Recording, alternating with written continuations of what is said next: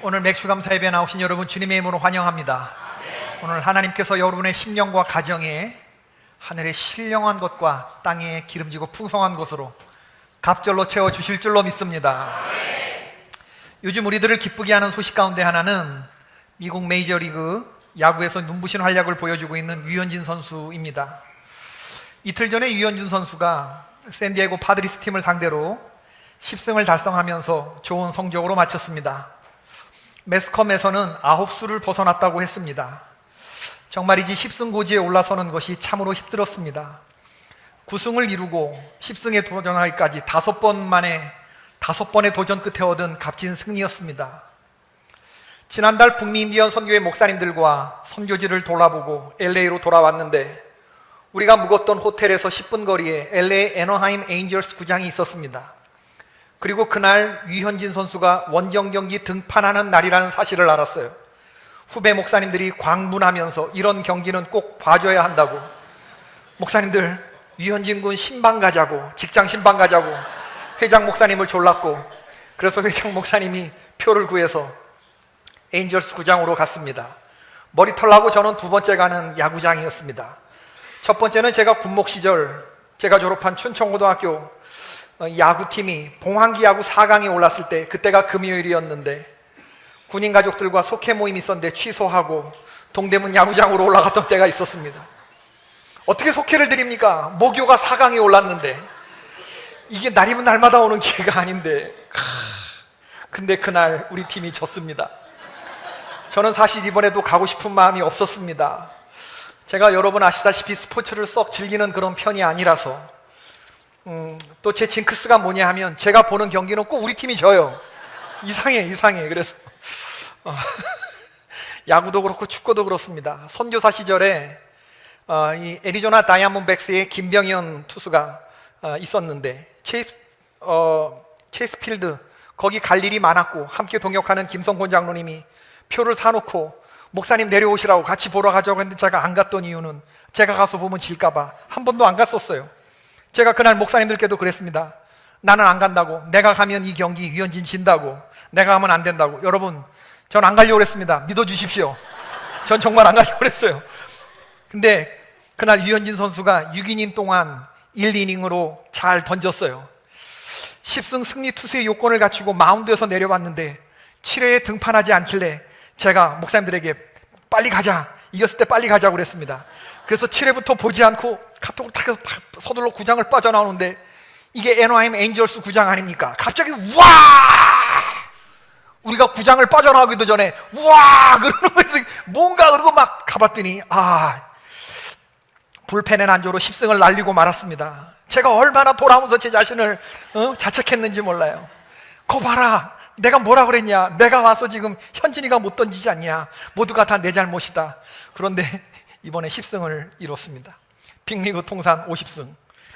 그리고 내셔널리그 올스타전에 선발 투수가 되었다니 기쁘고, 세상에서 야구를 제일 잘하는 선수들이 모였다는 미국 메이저리그에서 그 가운데서도 제일 잘하는 선수라고 하니 참 자랑스럽지 않습니까? 방탄소년단만큼 자랑스럽습니다. 전 사실 방탄소년단 기도 안 합니다. 얘네들은 기도 없어도 잘 지들이 알아서 잘 해나가니까. 이번에 일본에서도 성황이 한일 관계가 어떻든 방탄소년단 지금 엄청난 엔화벌이에 지금 천병에 서서 훌륭하게 해냈는데, 류현진은 기도가 됩니다. 우리 성도님들의 2019년 하반기의 삶도 영적 순환과 영적 고공행진이 있기를 주의 이름으로 축원합니다. 전반기도 잘 마쳤지만 하반기도 훌륭하게 잘 마칠 수 있게 되기를 바라요. 잘하는 신앙생활은 여러분, 예수님을 그리스도로 믿는 겁니다. 예수님을 믿되 머리로 믿는 게 아니고 가슴으로 믿는 거죠. 로마서 10장 9절 말씀에 내가 만일 내 입으로 예수를 주로 시인하며 또 하나님께서 그를 죽은 자 가운데서 살리신 것을 내 마음에 믿으면 구원을 받으리라. 사람이 마음으로 믿어 의에 이르고 입으로 시인하여 구원에 이르느니라. 신앙생활은 머리와 입술이 중요한 게 아니고 뭐가 중요해요? 우리의 마음이 중요합니다. 마음으로 예수님을 주인으로 영접하는 거, 이게 중요해요. 그리스도라고 하는 말은 기름 부음을 받은 자, 유대인들의 역사 전통에 의하면 기름 부음을 받은 세 부류의 사람이 있는데 왕, 제사장, 예언자, 이 세 부류를 다 합친 표현이 그리스도입니다. 히브리어로 메시아, 헬라어로 그리스도. 나를 죄와 사망에서 구원하사 하나님 아버지로 인도하실 내 인생의 주인, 그분이 바로 예수 그리스도이십니다. 2000년 전에 유대 땅 베들레헴에서 태어나신 그 역사적인 인물 예수, 33살에 십자가를 지고 로마인의 형틀 십자가에서 죽으신 그분, 하늘의 하나님이 인간의 몸을 입고 이 땅에 내려오셔서 온전하신 하나님이시면서 동시에 완전한 사람이 되신 바로 그분 예수 그리스도. 우리는 그 인간 예수를 통해서 하나님을 경험하였습니다. 그래서 우리는 예수님을 100% 하나님, 100% 사람으로 믿는 사람들입니다. 믿어지시면 아멘 하십시다. 오늘 저와 여러분이 이 믿음을 확인하는 시간이 되기를 바라는데, 고린도서 13장 5절의 말씀, 너희는 믿음 안에 있는가 너희 자신을 시험하고 너희 자신을 확증하라. 예수 그리스도께서 너희 안에 계신 줄을 너희가 스스로 알지 못하느냐? 그렇지 않으면 너희는 버림받은 자니라. 오늘 이 시간 우리의 믿음을 점검하는 시간이 되기를 바라는데, 내가 믿음 안에 사는가? 내 안에 예수 그리스도가 계신가? 내 안에 감사와 감격과 기쁨과 평안과 능력이 있는가? 오늘 사도 바울과 같은 그런 고백을 나는 할 수 있는가? 우리 주 예수 그리스도를 아는 지식이 최고라고 말하면서 사도 바울은 아주 강력한 표현을 쓰고 있는데, 우리 주 예수 그리스도를 아는 지식, 그것 말고는 세상의 모든 보물이 배설물이라는 말을 해요. 예수님은 모든 보물을 배설물로 만드시는 그런 보배인 줄로 믿습니다. 그 어떤 종교적이고 도덕적인 성취보다 더 뛰어난 것은 사도 바울에게 있어서 그리스도를 아는 것, 그리스도를 얻는 것, 그리스도 안에서 발견되는 것이라고 했습니다. 예수 그리스도만이 우리가 하나님 안에서 용납되는 기초이며 우리 마음이 뜨겁게 갈망하는 것의 목적이 됩니다. 저는 오늘 예수가 그리스도라고 하는 말이 어떤 의미인지 세 가지로 살펴보려고 해요. 잘하는 신앙생활은 예수를 그리스도로 믿는 건데, 그럼 예수가 그리스도라고 하는 말은 어떤 뜻이냐? 그건 세 가지가 있다, 나에게 세 가지가 있다, 그런 의미하고 똑같습니다. 예수가 나에게 그리스도라고 하는 말은 나에게 세 가지가 있다. 그 첫 번째, 우리에게는 주인이 있다. 시작. 당연한 말 같지만 당연하지 않은 이야기입니다. 여러분, 우리 인생에 내가 주인인 사람이 있고 예수님이 주인인 사람이 있습니다. 여러분, 이 둘은 같지 않아요. 주인이 없는 사람은 소속이 없는 사람이고 뿌리가 없는 사람이고 해가 저물었을 때 돌아갈 집이 없는 사람이죠. 요한복음 4장에 보면 예수님이 사마리아 수가성 여인과 대화하는 장면이 나오는데, 이 여인은 주인이 없었던 여인이죠. 당신은 유대인으로서 어찌 사마리아 여자인 나에게 물을 달라 하시나이까? 물 한 잔 달라고 했을 때 이렇게 깐깐하게 버티던 그 여인, 겉으로는 강한 것 같지만 속으로는 곤고한 여인이었죠. 5의 남편이 있었지만 다 그녀의 주인이 안 되었던 이 여인, 그러나 예수님 만나고 물동이를 집어던지고 내가 주인을 만났다, 그분은 예수 그리스도시다 고백했던 이 수가성 여인의 이야기는 바로 우리 모두의 이야기이죠. 행복한 스토리입니다. 우리가 마음껏 사랑하고 마음껏 소속할 수 있는 그런 주인을 모시고 산다는 것이 얼마나 행복한 일인지 모릅니다. 우리 기독교가 말하는 가장 큰 죄는 뭐냐? 내가 내 인생에서 주인으로 살아가는 것. 세상은 이걸 부추기죠. 너가 너 인생의 주인이라고. 그러나 우리 기독교적인 관점에서는 내가 내 마음대로 내 인생하고 사는 것, 이거 가장 큰 죄입니다. 돌이킬 수 없는 죄입니다. 우리는 내 마음대로 하고 살아가는 사람이 아니에요. 내가 하고 싶은 대로 하고 살 수 없습니다. 성경에 나와 있는 내 주인이 시키는 대로 하고 살아가는 사람, 이게 예수를 주인으로 삼는, 주인이 있는 삶, 주인이 있는 사람인 줄로 믿습니다. 지난 목요일에 우리 김동원 권사님 찬양대 지휘자 앙상블 창단 연주회 있었어요. 한예종 동기동창이라고 그러는데 네 분의 크리스찬들이 모여서 연주회를 가졌는데 감동이 있었습니다. 소프라노, 바리톤, 테너, 베이스 네 분이 우리 김동원 권사님뿐만 아니라 다른 교회 다 성가대 지휘를 하고 계시더라고요. 근데 제가 보니까 이건 지극히 주관적인 건데 권사님 제일 잘하시던데, 우리 권사님이. 여러분, 원래 제일 잘하는 사람은 1번 타자로 섭니다. 그렇지 않습니까? 예. 연주회의 1번 타자, 1번. 얼마나 그게 부담되는 자리입니까? 페널티킥 1번 키커. 굉장히 부담감 있는 자리인데, 저는 우리 성도들만 아니었으면 일어나서 김동원 권사 화이팅! 화이팅! 누가 뭐라든 이렇게 할 뻔했어요. 왜 그러냐면 얼마나 부담되겠어요. 저도 무대에 서봐서 알지만 그 무대만 알아서 권사님 화이팅! 했는데 권사님이 이러면서 하는 거에 안심이 되는데 그렇게 못했습니다. 그냥 딱 이렇게 점잖게 딱 이렇게 앉아있었는데, 맨 마지막 앵콜곡 3곡 정도 부르셨는가? 마지막 곡으로 하나님의 은혜라는 곡을 부르는데 참 뭉클한 간격이 있더라고요. 이 노래는 1966년생이신 신상우라고 하는 분, 이분이 서울대 작곡가를 나오셨는데 예수전도단 찬양팀이셨고, 이 노래를 1999년에 작곡하셨습니다. 이분이 참 좋은 복음성가를 많이 쓰셨는데 대표적인 노래가 사슴이 시냇 물을, 이 노래 아세요? 찾기에 갈급함같이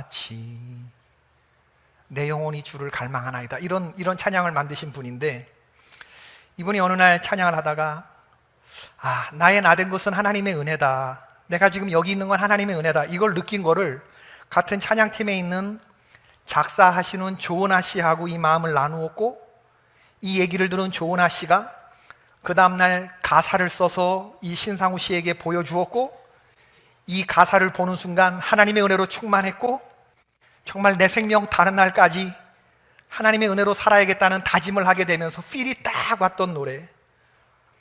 그리고 이분은 그의 다짐대로 2017년 10월 12일 52세의 일기로 간암으로 하나님의 부르심을 받습니다. 나를 지으신 이가 하나님, 나를 부르신 이가 하나님, 나를 보내신 이도 하나님, 나의 나 된 것은 다 하나님의 은혜라. 나의 달려갈 길 다 가도록, 나의 마지막 호흡 다 하도록 나로 그 십자가 품게 하시니 나의 나 된 것은 다 하나님의 은혜라. 한량 없는 은혜, 갚을 길 없는 은혜, 내 삶을 내어 싸는 하나님의 은혜, 나 주저함 없이 그 땅을 밟음도 나를 붙드시는 하나님의 은혜. 저는 이 노래를 참 여러 번 들었어요. 음악을 전공하시는 분들, 또 반주를 전공하는 자매들, 샌프란시스코 컨서버터리에서 반주하는 자매와 또 노래를 부르던 이 성악하는 자매로부터도 이 노래를 들었고, 마지막 앵콜곡으로. 둘이, 여러분, 이 노래는 참 들을 때마다 그렇게 느껴지는 거지만 특별한 부르심이, 특별한 기름 부으심이 있는 노래 같아요. 부르는 사람도 그렇고 듣는 사람도 그렇습니다. 이 다른 노래들하고는 다르게 이 감동이 쓰나미처럼 밀려오는데, 성악가들이 이 노래를 맨정신으로 부르는 분들 한 분도 못 봤어요. 이 노래는 처음 부를 때마다 이렇게 목소리가 떨려요. 나를 지으신 이가 하나님. 앵콜곡 부를 땐 여기서 바로 왈칵 터집니다. 그러면서 이제 2절에 가야 정신들 차려요. 수습하고 이제 제대로 부르는데 1절 부를 땐 열이면 열 전부 다 흔들려. 왜 그렇지요? 예수 그리스도를 주인으로 만난 사람에게 이런 감격이 있어요. 다릅니다. 세상 노래는 100번 부르고 1000번 불러도 필이 안 나오는데 이 노래는 부를 때마다 필이 나와요. 부를 때마다 감사가 되고, 이 노래 가사에 대해서 어떤 반감도 들지 않고 어떤 갈등도 느끼지 않고 그 어떤 주저함도 없고 받아들일 수 있는 사람이라면 그 사람은 인생의 주인을 예수로 영접한 분인 줄로 믿습니다. 여러분 인생에 든든한 믿을 만한 주인이 누굽니까? 여러분의 힘입니까? 여러분의 주먹입니까? 능력 있고 돈 잘 벌어오는 남편입니까? 똑똑하고 공부 잘하는 자녀입니까? 아니면 휘청거리지 않을 어떤 은행에 있는 내 통장의 잔고입니까? 이런 것들 믿지 마세요. 이런 것들은 우리 인생을 든든히 지켜줄 수 있는 것들이 못 돼요. 유한하고 그리고 썩어질 것들이죠. 그러나 내 죄를 깨끗이 씻겨주시는 분, 어떤 어려움 가운데서도 나에게 능력을 주시고 일어나게 하시는 힘을 주시는 분, 그 예수님만이 가치 있고 의미 있는 우리 인생의 주인인 줄로 믿습니다. 예수가 그리스도라고 하는 것은 나에게 주인이 있다, 나는 주인이 있는 몸, 임자 있는 몸이다, 그를 고백하는 거예요. 두 번째는 뭐냐면 우리에게는 교회가 있다. 시작. 예수님은 사역을 시작하면서 늘 개인이 아니라 공동체를 생각하셨어요. 교회라고 하는 말, 헬라어 에클레시아는 에크라고 하는 밖으로라는 말과 부르다라는 칼레오라는 말의 합성어입니다. 에클레시아. 어떤 일을 위해서 하나님이 부르셨다. 교회는 하나님이 세상 가운데서 불러내신 우리 사람들의 무리입니다. 초대교회가 교회를 정의할 때 시나고그, 건물을 회당으로, 건물을 중심으로 한 단어를 쓰지 않았다는 것을 기억할 필요가 있어요. 하나님이 밖으로 불러내신 사람들의 모임, 이게 바로 우리 교회이죠. 신앙생활은 그 자체가 시작부터 공동체적입니다. 신앙생활은 결코 혼자서는 할 수 없어요. 교회는 우리가 예수 그리스도 안에서 자라나는 환경을 조성하시는 하나님의 장엄한 활동의 최종 단계입니다. 신학자 찰스 윌리엄스는 교회에 대해서 이렇게 멋진 표현을 썼어요. 하늘을 향하는 두 개의 선이 만났다. 하나는 베다니에서 메시아의 승천을 따라 그어진 선이고, 또 하나는 예루살렘에서 성령의 강림을 따라 반대 방향으로 그어진 선인데, 이 두 개의 선이 교차하는 장소에서 교회가 시작되었다라고 말했어요. 교회는 사람들이 구상한 조직이 아니고 교회는 하나님의 구상에서부터 있었던 조직입니다. 교회는 예수 그리스도의 본질 전체입니다. 교회는 예수 그리스도의 몸이니 만물 안에서 만물을 충만하게 하시는 이의 충만함이니라. 믿으십니까? 예수 그리스도 안에 있는 우리 성도들의 본질 전체를 아우르는 말, 교회. 교회에서 이루어지는 것은 사람들 사이의 액티비티가 아니고 성부, 성자, 성령 하나님의 액티비티입니다. 교회는 인간을 사랑하시는 하나님이 두 팔을 벌리고 계시는 환대의 장소이고, 지구상에 있는 모든 교회는 주 안에서 하나의 거룩하고 보편적이고 사도적이라고 하는 공통점을 가지고 있어요. 한국에 있는 교회나 저 터키에 있는 교회나 아프리카에 있는 교회나 하나의 거룩하고 보편적이고 사도적인 교회라고 하는 공통점을 지니기, 어떤 곳에서 예배를 드리든 동일한 하나님의 은혜가 경험되는 거죠. 우리가 교회 문을 열고 들어오는 순간 특별한 하나님의 은혜 안에서 우리는 가족이 됩니다. 오늘 교회를 처음 방문하신 분이거나 아니면 이미 교인이 되신 분들, 우리 모두 다 가족이에요. 여기 교회에 신비가 있습니다. 하나님이 없는 가족은 이 한 세상만 유효하지만 하나님 안에서 가족된 우리의 이 유효성은 영원까지 이어지는 거예요. 가족에게서 버림받았을지라도 우리는 교회 가족들로부터 교회받습니다. 여러분 생각해 보십시오. 오늘 이번 주에 이 교회 여기 문을 몇 번째 들어오신 겁니까? 새벽 예배 나오시는 분들이나 퇴근하시면서 교회에서 기도하시는 분들이 있는데, 그런 분들에 의하면 교회는 일주일에 한 15번도 더 온대. 자기는 여선교회 모임에도 오고 목장 모임에도 오고 새벽에도 오고 수요일에도 오고 금요일에도 오고, 그렇죠? 그만큼 우리는 이 교회 없이는 살 수 없는 그런 존재들이죠. 만약에 우리가 여기다 갖다 바치는 돈, 여기다 바치는 시간, 여기에 열정을 우리 가족들에게 썼으면 우린 벌써 열념은 세웠어요. 우린 벌써 효자 소리 들었습니다. 효녀 소리 들었어요. 우리는 가족들이 나누는 사랑보다 훨씬 더 많은 그런 만남을 서로 만나고 훨씬 더 가족보다 친밀한 관계를 성도들과 더불어 나눕니다. 왜 그렇죠? 이 안에 생명이 있기 때문이고 우린 하나님 안에서 가족이 되었기 때문에 그렇습니다. 아플 때 혼자 아픈 거 아니에요. 모두가 아파하고 함께 기도하죠. 여러분, 어떤 사람이 하루 종일 떼약 밑에서 일하다가 돌아왔는데 집에 돌아와 보니까 시원한 에어컨을 켜고서 아들이 공부를 하고 있어요. 이때 아버지가 뚜껑이 열립니까? 나는 열심히 바깥에서 힘들게 고생하다 들어왔는데 너는 여기서 이렇게 시원하게 공부하고 앉았냐? 이렇게 나무랄 사람이 있습니까?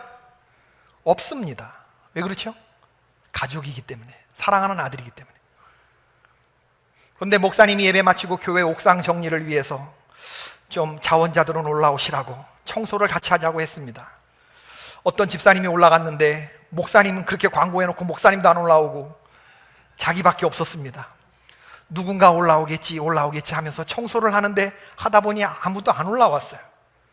중간에 뚜껑이 열렸으나 참고 일을 끝냈습니다.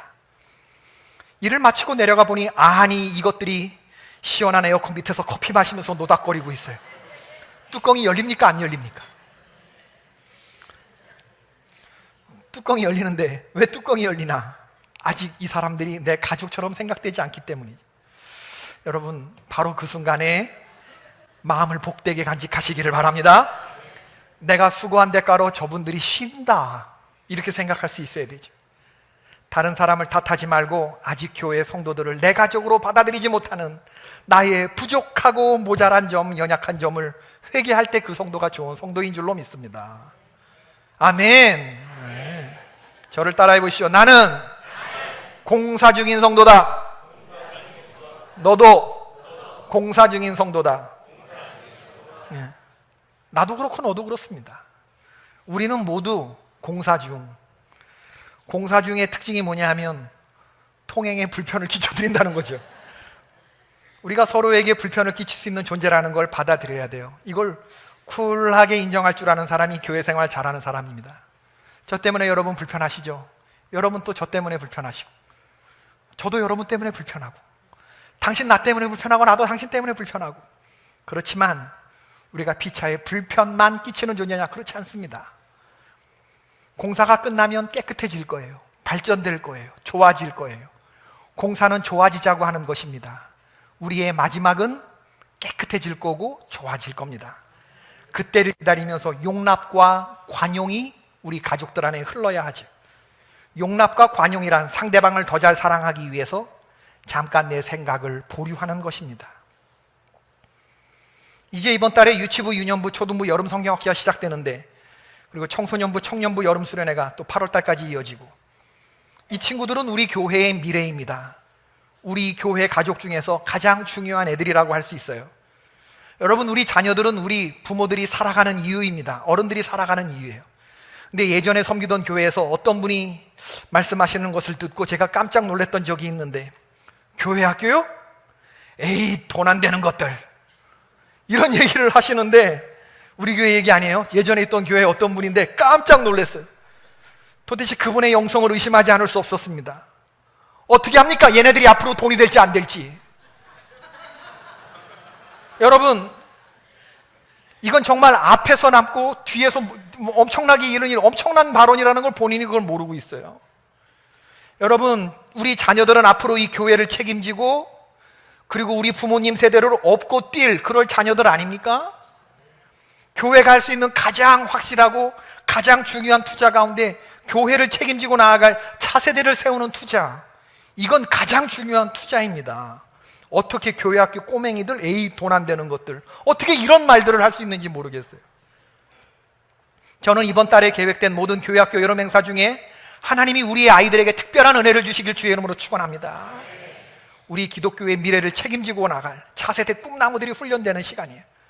세상 교육이 할 수 없었던, 결코 감당할 수 없었던 인성교육과 종교교육, 이 사각지역을 보듬는 그런 시간이 될 거라고 믿습니다. 초라해서는 안 되고 성도들의 무관심 속에 절대 방치돼서는 안 되는 것이 이번 여름 성경학교입니다. 성령의 특별한 감동이 있기를 다시 한번 축원합니다. 세 번째, 예수가 그리스도라고 하는 것, 이걸 믿는 신앙은 나에게 무엇이 있느냐? 첫 번째는 주인, 두 번째는 교회, 세 번째는, 따라해봅시다, 우리에게는 사명이 있다.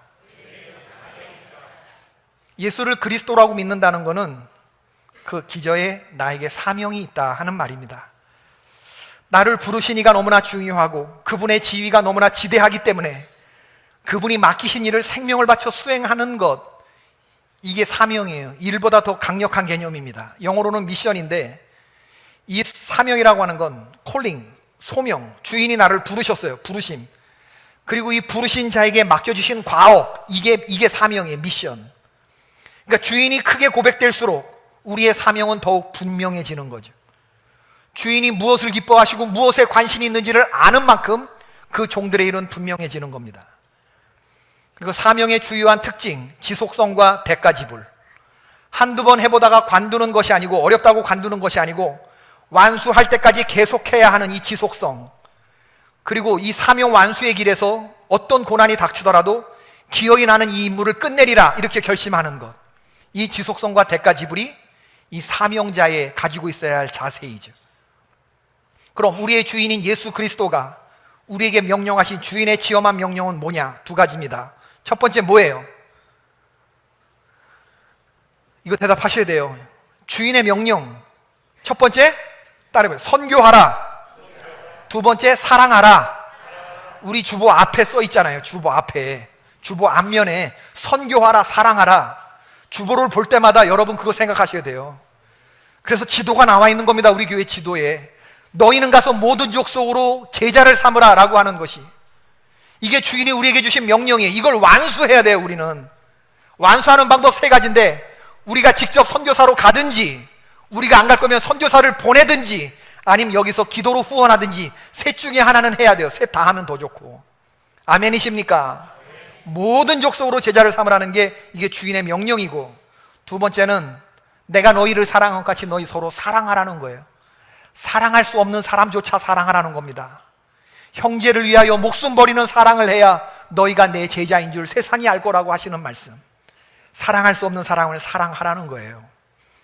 그래서 이 선교하라와 사랑하라, 이 우리에게 주어진 위대한 계명과 위대한 사명, 이 바탕에 깔린 개념이 있는데 이게 뭐냐면 고난이에요. 고난. 힘들어요. 이 일은 눈물 나는 일입니다. 해본 사람은 알아요.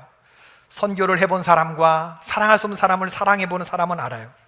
그렇지만 이 과정이 어렵더라도 이걸 사명으로 받아들인 사람들은 흔들리지 않죠. 예전에 어떤 집사님이 그러셨습니다.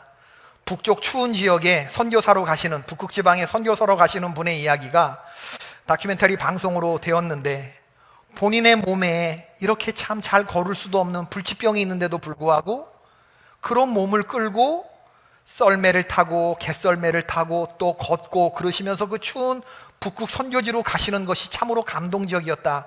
어떻게 그렇게 험한 길을 가실 수 있느냐, 그런 이야기를 하시더라고요, 저한테. 근데 여러분, 제가 들으면서 무슨 생각이 들었냐면, 선교사로 하나님께 콜링을 받고 사명을 깨달은 사람에겐 그 길이 모르는 사람들에게나 힘든 일이지, 소명받고 사명 깨달은 사람에겐 그 길이 힘들지 않습니다. 그렇게 가는 길이 개썰매 아니라 더한 것도 탑니다, 여러분. 왜 그러냐 하면, 하나님의 소명을 받고 그 선교지를 갈 때 거길 가야만 살 수 있겠기 때문에 가는 거예요. 거기 가면 죽는다 생각하면 거기 못 갑니다. 살려고 가는 거예요. 살려고. 죽으려고 가는 게 아니고. 이 소명과 부르심과 사명에 응답하지 않으면 여기서 살아있는 것 같지만 사는 것 같이 느껴지지 않아요. 여기가 내 무덤처럼 느껴지지. 그러니까 살려고 가는 거예요. 제가 선교사를 해봐서 알아요. 부르심이란 그런 겁니다, 여러분. 사명이라는 게 그런 거예요. 주님의 능력으로 감당하는 거죠. 내가 달려갈 길과 주 예수께 받은 사명 곧 하나님의 은혜의 복음을 증언하는 일을 마치려 하면은 나의 생명조차 조금도 귀한 것으로 여기지 아니하노라. 생명이 귀해요? 사명이 귀해요? 사도 바울은 지금 자기 생명이 중요하대요? 사명이 중요하대요? 사명이 중요하대잖아. 사도행전 20장 24절. 생명보다 귀한 사명. 너 하나 그렇게 산다고 세상이 변하냐? 세상 사람들이 조롱해요. 세상은 도저히 구할 수 없는 난파선과 같아. 네 하나가 무슨 힘이 되겠어? 사람들이 조롱할 때 사명을 깨달은 사람들이 이렇게 말해요. 하나님은 결코 나를 성공하라고 부르신 게 아니고 성실하라고 부르셨다. 하나님의 명령은 부담스러운 게 아니다. 지극히 작은 자 중에 더 작은 나를, 죄인 중에 괴수인 나를 불러서 써주심에 감사할 뿐이다. 이러면서 그저 내가 할 수 있는 한 사람 한 사람을 최선을 다해서 건지는 것뿐입니다. 이게 사명자의 삶이죠. 오늘 여러분 맥주감사주일 하반기의 첫 주일을 보내면서 우리가 이러한 것을 다짐할 수 있었으면 좋겠어요. 하반기를 시작하는 첫 주일을 감사주일로 지낸다는 게 참 의미가 있지 않습니까? 유월절, 초막절과 더불어서 이스라엘의 3다절기 중에 하나가 이 맥주절인데, 우리식으로 생각해보면 1년에 부모님 계신 고향에 몇 번 내려갑니까? 설날 때 내려가고 추석 때 내려가고 부모님 생신에 한 번 더 내려가죠. 한 3번 정도는 내려가는데, 하나님도 이스라엘 백성들에게 너희가 유월절에 나오고 맥주절에 나오고 그리고 초막절에 모든 흩어진 디아스포라 유대인들은 예루살렘에 모여서 그날은 빈손으로 나오지 말고 특별한 예물을 가지고 내 앞에 나와서 예배를 드려라. 감사로 예배를 드려라. 주님이 그런 명령을 하셨죠. 1년에 3번 우리는 3월 달에 있는 부활절, 7월 달에 있는 맥주절, 11월에 있는 추수감사절, 이 3번의 절기는 다른 주일도 그렇지만 특별하게 하나님 앞에 예물을 준비하여 나와서 감사해야 하는 절기예요. 왜 우리가 예물을 준비해야 되느냐 하면요, 우리가 예물을 하나님께 드릴 때 하나님이 그 예물을 보시고 우리의 삶에 복을 주시기 때문에 그렇습니다. 여러분, 하나님께 복을 받기를 원하시는 분들 아멘. 그러면 이 말씀을 기억하셔야 돼요. 오늘 장로님이 기도하셨던 거기도 한데, 내 재물과 내 소산물의 처음 익은 열매로 여호와를 공경하라. 그리하면 내 창고가 가득히 차고 내 포도즙 틀에 새 포도즙이 넘치리라. 우리의 창고가 가득히 차고 통에 가루가 다하지 아니하고 병에 기름이 다하지 않는 물질의 축복과 영혼이 잘 되는 축복을 받기를 원한다면 네 재물과 소산물의 처음 익은 열매로 하나님을 공경해야 돼요. 순서가 중요해요, 여러분. 근데 우리는 이 순서를 뒤집어서 생각하는데 사탄의 음성에 너무나 많이 들어서 그런 거예요. 하나님, 어디 제 창고가 가득히 차고 제 포도즙 틀에 먼저 좀 부어줘 보세요. 내 삶에 대박이 터지게 좀 나를 좀 한번 부어줘 봐요. 그러면 내가 그리하면 하나님께 헌금하겠습니다. 우린 이런 식으로 생각한단 말이죠. 성경의 말은 그렇지 않습니다. 네 재물과 네 소산물의 처음 익은 열매로 먼저 여호와를 공경하라. 그리하면 하나님이 그걸 보시고 우리의 삶을 채워주시는 거예요. 이 순서를 헷갈리지 않는 여러분 되기를 바랍니다. 여러분, 하나님이 우리의 것을 뭐가 아쉬워서 가지고 가시려고 그러겠어요? 이 예물에 우리의 마음을 담아야 되고 삶을 담아야 돼요. 우리가 드리는 것을 보시고 우리가 세상이 줄 수 없는 생명과 능력을 주고 계시는 분이 너는 내게 믿음을 보이라. 너의 믿음을 보고 너가 입을 벌린 만큼 채우리라. 하나님 하시는 말씀이거든요. 무엇을 아끼겠습니까? 말씀을 맺겠습니다. 생각해보면 사람이 한평생 살면서 결국에 쫓는 두 가지 단어가 있는데 하나는 명예고 또 하나는 이익입니다. 세상 사람들은 말해요. 돈이 전부는 아니지만 돈이 없으면 아무것도 못한다. 다른 사람들보다 위에 있어라. 다른 사람들보다 앞에 있어라. 호랑이는 죽어서 가죽 남기고 사람은 죽어서 이름을 남긴다. 이런 말들은요, 고개를 끄덕이게 하는 말처럼 들리지만 우리 기독교적인 관점에서 보면 이건 다 사탄의 생존 법칙입니다. 성경은 이렇게 말하지 않아요. 이런 것들에 매여서 하나님을 섬기는 일에 소홀하거나 흥미를 잃게 돼서는 안 됩니다. 여러분, 이 땅에 이름 남기고 하는 게 뭐가 그렇게 중요합니까? 하나님의 마음속에 이름을 남겨야지. 이 땅에 이름 남기느라고 생명책에 내 이름을 남기지 못했다면 그 인생은 허무한 인생이고 그 인생은 헛된 인생이 되는 것입니다. 이 땅에 있는 것은 잠깐이고 썩어지는 것들이에요. 그러므로 해로운 것과 유익한 것을 잘 구분하며 살아가는 저와 여러분 되기를 바랍니다. 이 기준은 예수 그리스도입니다. 예수 그리스도와 멀어지게 하는 모든 것들은 다 해로운 것이에요. 그러나 주님께 가까이 나아가게 하는 것들은 다 유익한 것입니다. 유익한 것들을 붙잡는 여러분들 되시기를 바랍니다. 영원한 것에 여러분의 시선을 둘 수 있게 되기를 바라요. 그러므로 지금까지도 잘 살아왔지만 앞으로의 우리의 삶이 버릴 것은 버리고 끊어낼 것은 끊어내고 붙잡을 것은 붙잡는 그러한 삶이 되기를 바라요. 우리 인생들이 추구할 영원한 가치와 의미가 되시는 예수 그리스도께 우리의 하반기의 삶도 집중되기를 바라고 그분의 손에 붙들려 주님 기뻐하시는 멋진 일들을 많이 이루어내시는 우리 성도님들의 가정과 개포교회가 되기를 주의 이름으로 축원합니다. 아멘. 지금은 우리 주 예수 그리스도의 은혜와 하나님 아버지의 지극하신 사랑과 성령님의 감화하시고 감동하심이 나에게 주인이 있고 교회가 있고 사명이 있음을 믿음으로 고백하며 흩어지는 주님의 귀한 종들 위해 지금부터 영원까지 함께 하시기를 간절히 축원하옵나이다. 아멘.